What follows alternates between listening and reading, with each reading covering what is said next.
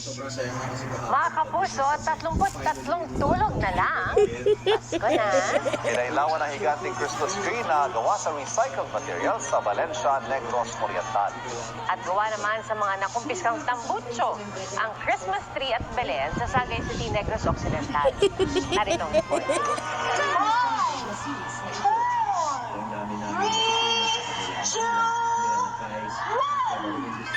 Ready na sa Pasko ang Valencia, Negros Oriental. Sinindihan na ang kanilang higanteng Christmas tree at ang kalangitan, pinakinang ng makulay na fireworks.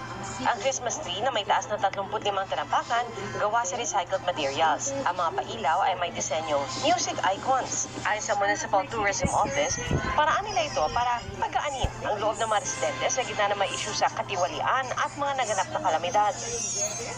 At speaking of recycled, may ibubuga rin daw ang Christmas tree at Belen sa Sagay City, Negros Occidental na gawa sa mga tambutso.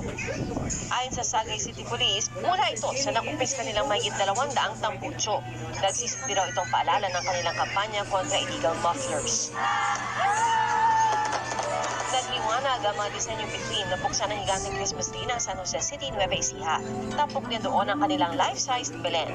Nagningning din ang iba pang makukulay na ilaw at Christmas display na nagbigay saya sa mga residente. Yes naman po, maganda. Masaya mga bata. Maganda, super ganda. May libreng palabas din para sa mga bata at night market para sa food trip.